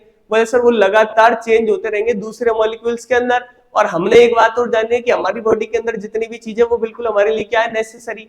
कोई भी अननेसेसरी केमिकल रिएक्शन हमारी बॉडी के अंदर नहीं होती, इतनी फालतू थोड़ी हमारी बॉडी। तो इसका मतलब क्या मैं कह सकता हूं क्या कि आइडेंटिफाइबल रोल होता है? बोले सर बहुत जरूरी रोल होता है। किसका? प्राइमरी मेटाबोलाइट का। किसका होगा बेटा? प्राइमरी मेटाबोलाइट का। इसके अलावा जैसे मैं बात करता हूं ग्रोथ की, किसकी बेटा? डेवलपमेंट की और रिप्रोडक्शन की। किसकी बेटा? ग्रोथ, डेवलपमेंट और रिप्रोडक्शन। मुझे बताओ क्या इन तीनों कामों के लिए, तीनों कामों को पहले मुझे बताओ क्या मैं मेटाबॉलिज्म बोलूंगा नहीं बोलूंगा? बोले सर ये तीनों काम क्या है? मेटाबॉलिज्म। इनके लिए लगातार केमिकल रिएक्शन होती रहती है, तब जाके ग्रोथ होती है, डेवलपमेंट होता है और रिप्रोडक्शन होता है। आई नहीं आई बात समझे? बोले सर ये बात आ गई समझो, पूरी बॉडी के अंदर क्या चल रही है? लगातार केमिकल रिएक्शन। तो मुझे बताओ क्या इन तीनों को करने के लिए सबसे इंपॉर्टेंट रोल प्ले कौन करेगा? प्राइमरी मेटाबोलाइट है, सेकेंडरी मेटाबोलाइट? बोले सर इन तीनों को कंप्लीट करने के लिए रोल प्ले करेगा प्राइमरी मेटाबोलाइट। क्या क्या चीज है? मेरा ग्रोथ, इन तीनों को तो याद कर लो। पहला क्या है? ग्रोथ, सेकंड होगा मेरा डेवलपमेंट और थर्ड होगा मेरा रिप्रोडक्शन। क्या बेटा? रिप्रोडक्शन। फिर बात करते हैं सेकेंडरी मेटाबोलाइट की। मुझे बताओ क्या इनका कोई इंपॉर्टेंट रोल है? बोले सर इनका कोई भी इंपॉर्टेंट रोल नहीं है, ये तो बस एक ए था, ए मॉलिक्यूल बी में कन्वर्ट हो गया और बी मॉलिक्यूल पड़ा है ऐसे ही फालतू की तरह, हमारी तरह हम कुछ नहीं करते ऐसे। ये ऐसा सेकेंडरी मेटाबोलाइट। तो तुम्हारा नाम चेंज कर दूं मैं आज से, तुम्हारा नाम आज से क्या हो गया? Secondary metabolite. जो बच्चे नहीं पढ़ते ना आज से उनको क्या बोलूंगा मैं? Secondary metabolite. क्या बोलूंगा बेटा? Secondary metabolite. क्लियर है सभी को? तो इसके एग्जांपल क्या हो गए? बोले सर जो प्लांट की सेल होती है ना उसकी सेल वॉल बनी रहती है सेल्यूलोज की। किसकी बनी रहेगी बेटा? सेल्यूलोज की। तो मुझे बताओ ये सेल्यूलोज कोई काम आएगा? बोले सर कोई काम नहीं आएगा, एक बार बन गया और ऐसे कैसे पड़ा रहेगा। फिर एक बात करते हैं कुरकुमीन की। किसकी बात करेंगे बेटा? कुरकुमीन की। अब ये कुरकुमीन का यूज कौन करते हैं? इंसान करते हैं, हम करते हैं। जो किससे मिलेगा? प्लांट से। पर मुझे तो प्लांट के अंदर कोई काम आ रहा है? बोले सर कोई काम नहीं आ रहा, एक बार बन गया और ऐसे कैसे पड़ा। फिर बात करते हैं कैरोटीनोइड की। अरे तुमने देखा होगा ना पिगमेंट्स होते हैं प्लांट के अंदर, carotenoid, chlorophyll A, chlorophyll B, xanthophyll, ये सभी क्या प्रोवाइड करेंगे? बोले सर ये कलर प्रोवाइड करते हैं प्लांट के लिए। को इतनी बात आएंगे यही समझ में। और लाइट कैप्चर करेंगे और सर ये क्लोरोफिल ए के पास पहुंचाते हैं। ये बात मैंने प्रीवियस चैप्टर फोटोसिंथेसिस के अंदर पढ़ाई थी। हाँ बोले सर पढ़ाई होगी, देख लेंगे, भूल गए आप? तो ये बताओ अभी लेकिन ऐसा नहीं करना बेटा, जो भी चीजें हम पढ़ते जा रहे हैं उनका फर्दर आगे यूज करेंगे और उनको याद रखनी, क्योंकि बायो का मतलब क्या है यार, बायो का मतलब लाइफ, और लाइफ में यार हम याद नहीं करेंगे तो कैसे डॉक्टर बनेंगे, डॉक्टर आदमी भूलता है, कोई चीज नहीं भूलता सर। तो इसलिए क्या बोलेंगे, they do not participate further in any chemical reaction. इसका मतलब सेकेंडरी मेटाबोलाइट किसी भी केमिकल रिएक्शन के अंदर फर्दर पार्टिसिपेट नहीं करेंगे। और ये सेकेंडरी मेटाबोलाइट किस किस के अंदर मिल सकता है, बोले सर ये फंगस के अंदर भी मिल सकता है, बैक्टीरिया और प्लांट्स के अंदर मिल सकता है। यही बात समझ में भाई, इंसान के अंदर तो बहुत कम मिलते नहीं मिलते, बोले सर इंसान के अंदर तो सारी चीजें लगातार यूज होती रहती है, कोई भी चीज वेस्ट होगी तो उसको बॉडी से बाहर निकाल देता है, टाइम नहीं लगाते सर। लेकिन प्लांट तो रखते हैं सर, जैसे प्लांट के बाद रबर होता नहीं होता, उसके पास क्या काम आता है, बोले सर कुछ काम नहीं आता, उसको हम ले लेते नहीं लेते, तो वो क्या है, सेकेंडरी मेटाबोलाइट। क्या हो गया बेटा, वो सेकेंडरी मेटाबोलाइट। बोले सर इतनी बात आ गई क्लियर समझ में। अब बात करते हैं कुछ सेकेंडरी मेटाबोलाइट की, है ना, जो कहाँ यूज होते हैं, क्या है, एक बार इनके बारे में जान लेते हैं, हमारे एनसीईआरटी के अंदर दे रखे हैं इसलिए, ठीक है। तो जैसे बात करते हैं पिगमेंट की, कैरोटिनोइड और एंथ्रोसाइनिन, ये क्या है बेटा, हमारा सेकेंडरी मेटाबोलाइट है। क्या है बेटा, सेकेंडरी मेटाबोलाइट। ये एक बार बन गए ना तो ये ऐसे ही पड़े रहेंगे प्लांट के अंदर, प्लांट के अंदर कोई भी ज्यादा मेजर रोल प्ले नहीं करेंगे, कन्वर्ट नहीं होंगे आगे। बोले सर रोल तो फिर भी करेंगे लेकिन कन्वर्ट नहीं होंगे, ऐसा नहीं कैरोटिनोइड जेंथोफिल में चेंज हो गया, जेंथोफिल ने क्लोरोफिल ए बना दिया और क्लोरोफिल ए ने जाना कौन सा पिगमेंट बना दिया, ऐसा नहीं होगा। एक बार कैरोटिनोइड बन गया, हाँ उसका काम है लाइट एनर्जी को एब्जॉर्ब करना, क्लोरोफिल ए के पास पहुंचाना और कलर प्रोवाइड करना, तो काम करता रहेगा। इसके अलावा इसके अंदर कोई भी केमिकल चेंज नहीं होंगे। इसके बाद बात करते हैं एल्केलॉइड की। किसकी बात करेंगे बेटा, एल्केलॉइड मतलब मेडिसिनल कुछ, जैसे मॉर्फिन होती नहीं होती, मॉर्फिन किससे मिलता है, प्लांट से। बोले सर इंजेक्शन लगा लेते हैं आजकल जो रहते हैं नशेड़ी वशेड़ी आदमी, आई नहीं आई बात समझ में। इसके अलावा कोडीन की, किसकी बेटा, कोडीन की बात करते हैं, ये दोनों क्या है, एल्केलॉइड। क्या है बेटा, एल्केलॉइड। फिर बात करेंगे किसकी, टर्पिनोइड्स की। किसका बेटा, टर्पिनोइड्स की। तो ध्यान रखना टर्पिनोइड्स कौन कौन से होंगे, एक तो मोनोटर्पिन और डाइटर्पिन। इनके नाम में भी क्या आ रहा है बेटा, टर्पिन, इनके नाम में भी क्या आ रहा है, टर्पिन। तो ये तो तुमको याद रह जाएगा। टर्पिनोइड कितने टाइप के हो गए, दो, मोनोटर्पिनोइड और डाइटर्पिनोइड। फिर बात करेंगे एसेंशियल ऑयल की, तो मुझे बताओ लेमन ग्रास का ऑयल होता है नहीं होता, बोले सर लेमन ग्रास का ऑयल होता है, ये वो वाली ग्रास नहीं जो तुम समझ रहे हो, आई नहीं आई बात समझ में। फिर बात करेंगे टॉक्सिन की, टॉक्सिन में एक तो एब्रिन और एक रिसिन, ये दोनों टॉक्सिन के नाम याद रखना। अगर तुमको वैसे याद नहीं रहता ऐसे याद रख लेना कि टॉक्सिन के लास्ट में क्या आ रहा है, एन, एब्रिन के लास्ट में क्या आ रहा है, एन, रिसिन के लास्ट में क्या आ रहा है, एन। इतनी बात आई नहीं आई समझ में। और टर्पिनोइड्स को याद रखने की क्या ट्रिक है बेटा, टर्पीन। क्या बेटा, टर्पीन। तो मोनोटर्पिन और डाइटर्पिन। फिर उसके बाद बात करते हैं किसकी, लेक्टिन्स की। किसकी बात करेंगे बेटा, लेक्टिन्स की। तो मुझे बताओ क्या इसके अंदर LAC की फीलिंग आ रही नहीं आ रही, बोले लेक्टिन LAC की फीलिंग आ रही सर। तो कॉन्केवली नहीं, क्या बेटा, कॉन्केवली नहीं, इसके अंदर भी ये नहीं है। तो ये क्या हो गया बेटा, हमारा एक सेकेंडरी मेटाबोलाइट का एग्जांपल हो गया, आई नहीं आई बात समझ में। फिर बात करते हैं कुछ ड्रग की, जैसे विनब्लास्टिंग। क्या बेटा, विनब्लास्टिंग, इनको शायद कैंसर के ट्रीटमेंट के लिए यूज करते हैं। और कुरकुमिन। क्या बेटा, कुरकुमिन। तो ये सारी चीजें क्या है ना बेटा, प्लांट के अंदर बनती है। किसके अंदर बनती है, प्लांट के अंदर। और किससे बनेगी सर, वही सर मेटाबॉलिज्म से बनेगी। पर ये क्या होगा, जैसे ये प्रोडक्ट एक बार बन जाएंगे ऐसे कैसे ही रहेंगे प्लांट के अंदर पड़े, उनका फर्दर दूसरे केमिकल रिएक्शन के अंदर पार्टिसिपेशन जीरो रहेगा सर। इतनी बात समझ में आ गई, इसलिए इनको क्या बोलते हैं, बोले हम सेकेंडरी मेटाबोलाइट। फिर उसके बाद बोलते हैं कुछ पॉलीमरिक सब्सटेंस, जैसे रबर हो गया, गम हो गया और सेलुलोज हो गया। आई नहीं आई बात समझ में। अब ध्यान रखना, इस टेबल के अंदर से तुम्हारे एक चीज आ सकती है नीट के अंदर, मैच द कॉलम। वो कह देगा ना, select which one is the correct toxin. तो तुम्हारे पास ऑप्शन हो गया एब्रिन और रेसिन, तो तुम्हें सेलेक्ट करना रहेगा। अगर मैंने इनमें से बहुत सारे ऑप्शन बोल दिए, जैसे बोला कैरोटिनोइड, मॉर्फिन, मोनोटर्पिन और एब्रिन, तो इसका करेक्ट आंसर क्या होगा बेटा, एब्रिन। इतनी बात आई नहीं यही समझ में। लेकिन एक चीज ध्यान रखना, मुझे बताओ क्या ये प्राइमरी मेटाबोलाइट्स है, सेकेंडरी मेटाबोलाइट है, बोले सर ये होंगे सेकेंडरी मेटाबोलाइट। कौन से होंगे बेटा, सेकेंडरी मेटाबोलाइट। अब ये बात आई नहीं आई समझ में, बोले सर ये बात आ गई समझ में। तो मुझे आप एक चीज बताओ, मैंने आपको एक बात पहले बताई थी, क्या बताई, कि जितने भी लिविंग ऑर्गेनिज्म होते हैं मेनली उनके कॉन्स्टिट्यूएंट कौन से होंगे, बोले सर एक ट्रिक थी, कौन एसपी, कौन है एसपी, ये वाली ट्रिक बताई थी ना आपने, एसपी बेटा प्रधान है, ध्यान रखना, चक्कर पड़ जाएगा, आई नहीं आई बात समझ में। तो उस ट्रिक का मतलब क्या था, बोले सर उस ट्रिक का मतलब था carbon, hydrogen, oxygen, nitrogen, phosphorus और सल्फर सबसे ज्यादा देखने को मिलेंगे किसके अंदर, किसी भी लिविंग ऑर्गेनिज्म के अंदर। लगभग बोले सर 98 से 99% पार्ट बनाएंगे। आई नहीं आई बात समझ में, किसी भी टिश्यू और लिविंग ऑर्गेनिज्म का। तो मैंने इसके लिए याद करने के लिए ट्रिक बना दी तुम्हारे पास। क्या बनाई अपन ने, एक ट्रिक, उसका नाम क्या है, वाटर प्रूफ न्यू कार ली। मैंने कौन सी कार ले ली बेटा, एक वाटर प्रूफ। कौन सी बेटा, वाटर प्रूफ। बोले सर आपके पास वाटर प्रूफ कार है, नहीं बेटा वो गाड़ी नहीं है, हम लोग बस में घूमने वाले लोग, गरीब आदमी सिटी। देखो तो वाटर प्रूफ न्यू कार ली, इसका मतलब क्या है, अगर मैं इस सीरीज को याद कर लूंगा, इस ट्रिक को याद कर लूंगा, तो मुझे पता चल जाएगा कि सबसे ज्यादा कॉन्स्टिट्यूएंट कौन सा मिलेगा किसी भी लिविंग ऑर्गेनिज्म के अंदर, कि वाटर ज्यादा होगा या प्रोटीन ज्यादा होगा। बोले सर इनको मुझे एक सीरीज में याद करना है, तो कौन सी ट्रिक याद करूंगा, वाटर प्रूफ न्यू कार ली। वाटर मतलब H2O, तो सबसे ज्यादा कौन मिलेगा, H2O। फिर उसके बाद प्रूफ मतलब प्रोटीन, पी से क्या बनेगा प्रोटीन, एन से क्या बनेगा बेटा न्यूक्लिक एसिड, सी से बनेगा क्या कार्बोहाइड्रेट, क्या बन जाएगा बेटा मेरा कार्बोहाइड्रेट, या लिख देता हूं ठीक है, कार्बोहाइड्रेट। उसके बाद बात करता हूं एल का मतलब, बोले सर एल का मतलब होगा लिपिड, आई का मतलब होगा, बोले सर इनऑर्गेनिक कंपाउंड होते हैं, बहुत सारे आयंस होते हैं। तो सबसे ज्यादा लिविंग ऑर्गेनिज्म के अंदर किसका परसेंटेज होगा, वाटर का, उसके बाद प्रोटीन का, उसके बाद न्यूक्लिक एसिड, उसके बाद कार्बोहाइड्रेट, उसके बाद लिपिड, उसके बाद इनऑर्गेनिक आयन। तो ध्यान रखना, अगर कभी इस तरीके का ऑर्डर आ जाता है नीट में, तो डायरेक्ट इस ट्रिक से तुम करेक्ट करके आ सकते हो आंसर। क्लियर है सभी को। वाटर कितना मिलेगा, बोले सर 70 से 90%, 70 to 90%, प्रोटीन बोले sir 10 to 15%, carbohydrate 3%, lipid 2%, nucleic acid 5 to 7%, ions मिलेंगे 1%। तो क्या मैंने इन सभी को एक सीरीज में अरेंज करा है, नहीं करा, बोले सर आपने इन सभी को क्या कर दिया एक सीरीज के अंदर अरेंज। तो ट्रिक क्या होगी, मेरे साथ बोलो, वाटरप्रूफ न्यू कार ली, 5 बार बोलो मेरे साथ, वाटरप्रूफ न्यू कार ली, वाटरप्रूफ न्यू कार ली, वाटरप्रूफ न्यू कार ली, वाटरप्रूफ न्यू कार ली, वाटरप्रूफ न्यू कार ली। अब भूलोगे, बोले सर अब तो भूलने का काम नहीं, आपने तरट्टा लगवा दिया तो है नहीं, और रटने में तुम वैसे ही माहिर है। अब बात करेंगे बेटा किसकी, अपन नेक्स्ट अमीनो एसिड की। किसकी बात करेंगे बेटा, अमीनो एसिड। और अमीनो एसिड मिलके क्या बनाते हैं, बोले सर आप शुरू से ही बता रहे हो, ये इस बारे में बता रहे थे कि अब जाके समझ में आया। अमीनो एसिड मिलके बनाएंगे क्या बेटा मेरा, प्रोटीन। क्या बनाएंगे, प्रोटीन। अब ध्यान रखना, अमीनो एसिड के बारे में समझेंगे। तो अमीनो एसिड क्या है भैया, तो मेथेन के बारे में जानते हो, बोले सर मेथेन के बारे में जानते हैं, CH4 होता है।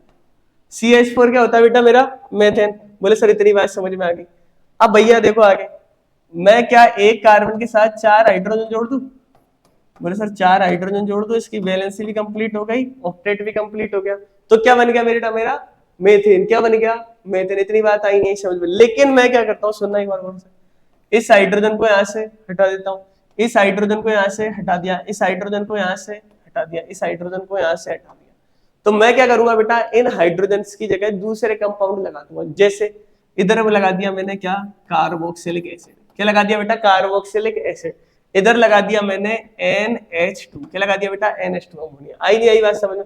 उसके बाद ऊपर लगा दिया मैंने हाइड्रोजन। क्या लगा दिया, हाइड्रोजन। और नीचे लगा दिया एक कोई भी एल्किल ग्रुप, मतलब R। क्या लगा दिया बेटा मैंने, R। इतनी बात आई नहीं आई समझ में। R का मतलब जैसे हाइड्रोजन हो सकता है, CH2 हो सकता है, कोई भी एक कंपाउंड हो सकता है। इतनी बात क्लियर है, बोले सर इतनी बात क्लियर है ना, ये बात हमको समझ में आ चुकी है। मतलब अब एक चीज और ध्यान रखना, इसके अंदर समझने वाली बात क्या है, केमिस्ट्री की बात है, लेकिन मैं बता दूं ठीक है, कि कभी भी कोई भी मेरे पास क्या है, कार्बोक्सिलिक एसिड। क्या है बेटा, कार्बोक्सिलिक एसिड, मतलब COOH। क्या है बेटा, COOH। अगर उससे डायरेक्टली कोई भी कार्बन जुड़ा रहेगा, क्या बोल रहा हूं, अगर मेरा COOH से डायरेक्टली कोई भी कार्बन जुड़ा रहेगा, तो उसको मैं बोलूंगा बेटा अल्फा कार्बन। कौन सा कार्बन बोलूंगा, अल्फा कार्बन। अगर इससे दूसरा कार्बन जुड़ा हुआ है तो उसको क्या बोलूंगा, बीटा कार्बन। और बोले सर इससे अगला वाला जुड़ा होगा, तो फिर तो सर हमने पढ़ा तो गामा कार्बन होगा। कौन सा होगा बेटा, गामा कार्बन। इतनी बात आई नहीं आई समझ में। तो बोले सर अब मुझे बताओ, ये जो मैंने स्ट्रक्चर बनाया ये वाला, इस स्ट्रक्चर के अंदर सभी बच्चे मुझे देख के बताओ कौन सा कार्बन अल्फा कार्बन होगा। मैं लिख देता हूं carbon number 1 and carbon number 2। कौन सा होगा अल्फा कार्बन, बोले सर ये तो मेरा COOH हो गया, उससे कौन जुड़ा है, ये वाला कार्बन, तो इसको क्या बोल दूंगा मैं, अल्फा कार्बन। क्या बोल देंगे बेटा इसको, अल्फा कार्बन। इतनी बात आई नहीं आई समझ में, बोले सर इतनी बात समझ में आ गई, इसके अंदर कोई भी डाउट नहीं है। तो ध्यान रखना, मैंने क्या करा, मेथेन था मेरे पास, मेथेन से क्या करे, चारों हाइड्रोजन हटा दिया। आई नहीं आई बात समझ में। एक तो मैंने जोड़ दिया NH2, एक जोड़ दिया मैंने हाइड्रोजन, फिर से एक जोड़ दिया COOH, और एक जोड़ दिया मैंने कार्बोनिल ग्रुप। आई नहीं आई बात समझ में। कोई भी एल्किल ग्रुप जोड़ दिया, कुछ भी जोड़ सकता है, इसकी जगह मैं हाइड्रोजन, जो मेरा RNA की जगह मैं हाइड्रोजन जोड़ सकता हूँ, CH2 जोड़ सकता हूँ, CH2OH, ऐसे बहुत सारी चीजें जोड़ सकते हैं। आई नहीं आई बात समझ में। और ध्यान रखना, जैसे जैसे अगर मैं इस R के अंदर चेंजेस करता जाऊंगा, जैसे मैंने हाइड्रोजन लिया तो अलग अमीनो एसिड बन जाएगा, CH2 ले लूंगा तो अलग अमीनो एसिड बन जाएगा, अगर इसकी जगह मैंने ले लिया CH2OH तो अलग अमीनो एसिड बन जाएगा। आई नहीं आई बात समझ में। तो ये जो R होगा ना, यही डिसाइड करेगा कि कौन सा अमीनो एसिड होगा। आई नहीं आई बात समझ में। लगभग कितने अमीनो एसिड होते हैं, बोले सर 20 अमीनो एसिड होंगे। कितने होंगे बेटा, 20 अमीनो एसिड। तो चलो बात करते हैं। तो अमीनो एसिड किसका सब्स्टिट्यूट है? बोले सर ये मेथेन का सब्स्टिट्यूट है। किसका बेटा? मेथेन का सब्स्टिट्यूट। तो मैंने एक जोड़ दिया NH2, एक जोड़ दिया R, एक जोड़ दिया COOH, एक जोड़ दिया हाइड्रोजन। आई नहीं आई बात समझ में? तो जैसे जैसे इसमें R को चेंज करता रहूंगा, आई नहीं आई बात समझ में? इस एल्किल ग्रुप को इसकी जगह में कुछ भी लाऊंगा, चेंज करता रहूंगा लगातार, तो लगभग क्या होगा, मेरे 20 टाइप के अमीनो एसिड बन जाएंगे। कितने टाइप के बन जाएंगे? 20 टाइप के अमीनो एसिड। जिसका इसका एग्जांपल लिख लो। अगर मैं क्या करता हूं, देखना है गौर से, अगर मैं इस R की जगह लिख देता हूं हाइड्रोजन, क्या लिख दिया बेटा मैंने? हाइड्रोजन। तो क्या बन गया मेरा? ग्लाइसिन। क्या बना? ग्लाइसिन। अगर मैंने इस R की जगह लिख दिया CH3 तो बन गया मेरा एलेनिन। क्या बना बेटा? एलेनिन। अगर मैंने इस R की जगह लिख दिया CH2OH, क्या लिख दिया बेटा? CH2OH, तो बन गया मेरा सेरिन। क्या बन गया बेटा मेरा? सेरिन। इतनी बात आई नहीं आई समझ में? इसकी ट्रिक याद करना चाहो तो कर लो। गैस क्या हो गई बेटा? गैस। बोले सर ये गंदी गंदी बातें मत करा करो यार, ऐसा मन खराब हो जाता है। आई आई बात, नंबर तो आ जाएंगे, मन बाद में कर लेंगे सही। MBBS करेंगे तो आएंगे, जैसे MBBS सही करेंगे वैसे मन भी सही कर लेंगे। क्लियर है? डाउट है इसके अंदर? बोले सर क्लियर है।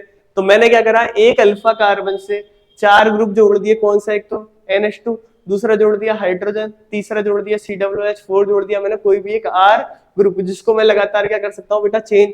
उसकी जगह मैं हाइड्रोजन, CH2OH, ऐसे बहुत सारी चीजें ले सकता हूँ। आई यही बात समझ में? तो इसीलिए मुझे बताओ, क्या इस स्ट्रक्चर के अंदर देखना है एक बार, क्या इस पूरे स्ट्रक्चर के अंदर कहीं पर अल्फा कार्बन दिख रहा है? नहीं दिख रहा। बोला सर इसके अंदर हमको अल्फा कार्बन दिखाई दे रहा है, इसलिए क्या बोल देते हैं अपन अमीनो एसिड को? Alpha amino acid. क्या बोल देंगे बेटा? Alpha amino acid. मुझे बताओ, क्या अल्फा अमीनो एसिड के अंदर NH2 फंक्शनल ग्रुप मिलेगा? नहीं मिलेगा? बोले सर मिलेगा। COOH फंक्शनल ग्रुप मिलेगा? नहीं मिलेगा? बोले सर ये भी मिलेगा। और डायरेक्टली अटैच होंगे। ये किससे अटैच होते हैं? अल्फा कार्बन से। किससे अटैच होंगे बेटा? अल्फा कार्बन से।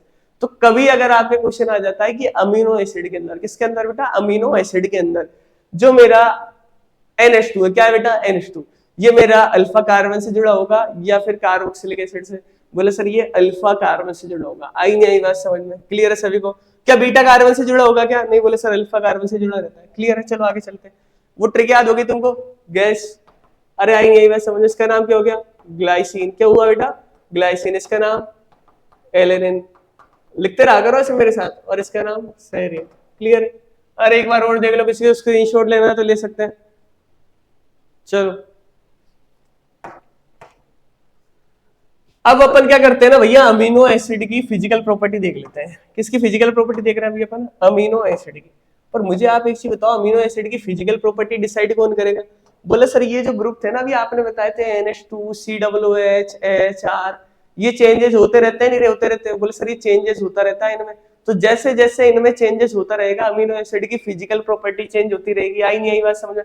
और मुझे बताओ, क्या इनके अंदर केमिकल कंपोजिशन सेम है या ग्रुप चेंज होने से चेंज होता जा रहा है? बोले सर इनके अंदर जैसे ही मैं R ग्रुप को चेंज करते जा रहा हूँ, इनका केमिकल कंपोजिशन भी क्या होते जा रहा है बेटा? चेंज। क्लियर है सभी को? तो इसीलिए क्या मैं बोल सकता हूँ, क्या इनकी फिजिकल प्रॉपर्टी और केमिकल प्रॉपर्टी चेंज होती रहती है? क्या सभी कंपाउंड की, सभी अमीनो एसिड की फिजिकल और केमिकल प्रॉपर्टी सेम होगी? क्या बोले सर सभी की फिजिकल और केमिकल प्रॉपर्टी सेम नहीं होगी। तो अपन इनको कैटेगरीज के अंदर डिवाइड कर देते हैं। किसके अंदर बेटा? कैटेगरीज के अंदर। पहली कैटेगरी मैंने बना दी किसकी? एसिडिक की। किसकी बेटा? एसिडिक की। तो एसिडिक के अंदर क्या होगा? जैसा एक तो मेरा आ गया एस्पार्टिक एसिड। क्या आ गया बेटा? एस्पार्टिक एसिड और ग्लूटामिक एसिड। इनको डायरेक्टली याद करना है तुमको। बेसिक अमीनो एसिड की बात करूंगा तो लाइसिन, आर्जिनिन और हिस्टिडीन। क्या क्या है? लाइसिन, आर्जिनिन और हिस्टिडीन। अगर मैं न्यूट्रल अमीनो एसिड की बात करता हूं तो ग्लाइसिन, एलेनिन और वेलाइन। क्लियर है? तुम ध्यान रखना ये बेसिक होता है ना, लाइसिन, आर्जिनिन, तो तुमने पढ़ा होगा ना, अरे डीएनए तो नेगेटिवली चार्ज होता नहीं होता, तो उसको जोड़ने में भी हेल्प करते हैं। क्लियर है? उसके बाद एरोमेटिक अमीनो एसिड के कुछ नाम है, जैसे क्या है? Phenylalanine. क्या है बेटा? Phenylalanine. टायरोसिन और ट्रिप्टोफेन। क्या होगा? टायरोसिन और ट्रिप्टोफेन। फिर कुछ एल्कोहलिक अमीनो एसिड होते हैं। बोले सर एल्कोहल, मजा आ गया सुन के। सेराइन और थीरियोनोनिन। क्या बेटा? थीरियोनोनिन। उसके बाद सल्फ्यूरिक कंटेनिंग कुछ अमीनो एसिड होते हैं जिसके पास क्या होता है? सल्फर। उनका नाम क्या है बेटा? सिस्टीन और मिथियोनिन। क्लियर है सभी को? तो भैया इसका भी तुम स्क्रीनशॉट ले लो और इनको याद कर लेना जरूर से, नहीं तो ना गड़बड़ हो जाएगा मामला। नीट वाला क्या है, पूछ लेता है डायरेक्ट। क्लियर है सभी को? बोले सर क्लियर है, तो पढ़े लिखे हम। ठीक, चलो अब बात करेंगे आयोनाइजेशन की। किसी बात कर रहे हैं बेटा? Ionisation of amino acid. बोले सर आयोनाइजेशन का मतलब क्या होता है? आयोनाइजेशन का मतलब होगा कि भैया मैंने किसी भी चीज को क्या कर दिया? चार्ज कर दिया। क्या कर दिया बेटा? चार्ज। बोले सर फोन चार्ज करते हैं, फोन चार्ज नहीं कर रहे बेटा। अब हम चार्ज करेंगे किसको, अमीनो एसिड को। किसको चार्ज करेंगे बेटा हम, अमीनो एसिड को। बोले सर ये बात समझ में आ गया, मजाक करते रहता बीच बीच में, आ रहा है गड़बड़ हो जाता है, हमारा दिमाग डिस्ट्रैक्ट हो जाता है। तो चलो एक बार मुझे क्या अमीनो एसिड का स्ट्रक्चर बनवा देंगे। बीच में क्या आएगा, बोले सर कार्बन। इधर क्या आएगा, बोले सर इधर आएगा NH2। क्लियर है सभी को। ऊपर क्या आएगा, हाइड्रोजन। कमेंट में लिखते रहो। इधर क्या आएगा, बोले सर इधर आएगा COOH। और नीचे क्या आएगा बेटा, बोले सर नीचे आएगा R। चेंज होता रहेगा। आई नहीं आई बात समझ में। अब मानो अगर मैं क्या करता हूं, इस अमीनो एसिड को, किसका बेटा, इस अमीनो एसिड को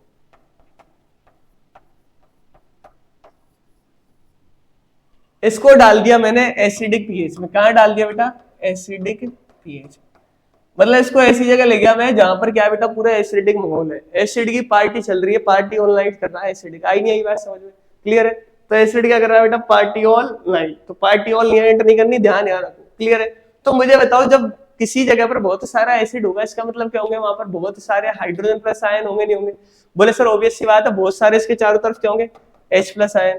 क्लियर है। अब वो बावल हो जाएंगे कि भैया पार्टी आ तो पीट देंगे, जो भी आएगा तो अमीनो एसिड को पकड़ लेंगे भाई, अमीनो एसिड को शामिल कर लेंगे अपनी पार्टी में। तो किसके साथ जुड़ जाएंगे, अमीनो एसिड के। किसके साथ जुड़ जाएंगे बेटा, अमीनो एसिड। और क्या बन जाएगा ये, NH3+। क्लियर है। बोले सर ये बात समझ में आ गई। तो मुझे बताओ अगर मैं अमीनो एसिड को एसिडिक पीएच के अंदर डालूंगा तो अमीनो एसिड के ऊपर कौन सा चार्ज आएगा, बोले सर इससे हाइड्रोजन आयन जुड़ जाएंगे, तो इसके ऊपर ओवरऑल चार्ज आ जाएगा कौन सा, पॉजिटिव चार्ज। कौन सा चार्ज आया बेटा, पॉजिटिव चार्ज। चलो आगे चलते हैं, देखना आ गया ना, एक सेकंड गौर से।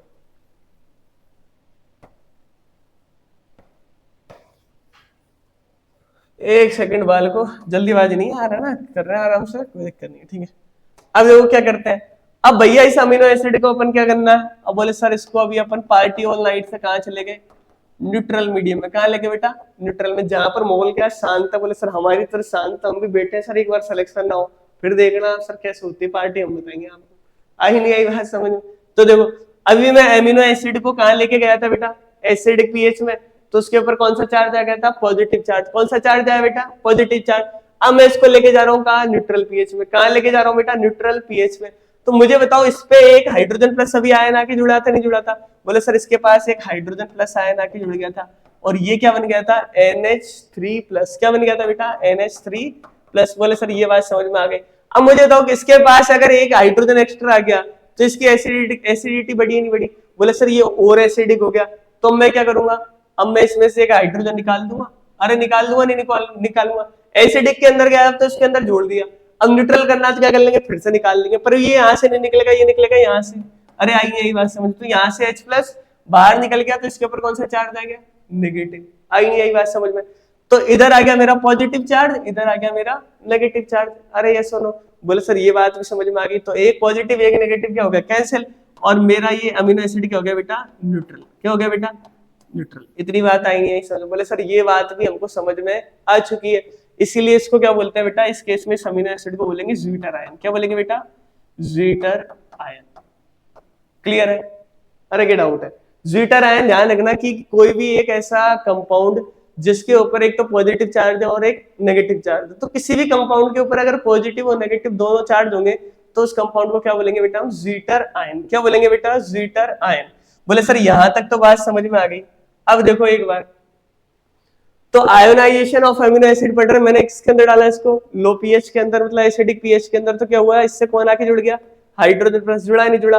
फिर मैंने इसको अंदर डाल दिया न्यूट्रल पीएच के अंदर। तो बोले सर यहाँ से हाइड्रोजन भग गया इधर, तलाक तलाक तलाक करके चला गया यहाँ से। फिर उसको मैंने डाल दिया वेरी हाई पीएच में। कहाँ डाल दिया बेटा, बहुत ही ज्यादा पीएच में, मतलब बेसिक मीडियम के अंदर। किसके अंदर डाल दिया, बेसिक मीडियम के अंदर। तो बेसिक मीडियम कब होगा, बोले सर उसके अंदर से हाइड्रोजन प्लस बाहर निकाल दो। आई नहीं आई बात समझ में। तो यहाँ पर जो मेरा हाइड्रोजन प्लस था इसके साथ जुड़ा था, वो क्या आ गया, यहाँ से चल के बाहर। आई नहीं आई बात समझ में।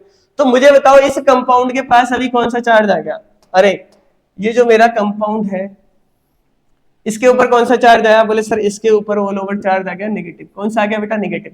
तो जब मैंने इसको एसिडिक पीएच के अंदर डाला तब कौन सा चार्ज था, बोले इसके ऊपर सर था पॉजिटिव चार्ज। जैसे ही मैंने इसको न्यूट्रल पीएच में डाला अमीनो एसिड को, इसके ऊपर चार्ज आ गया 0।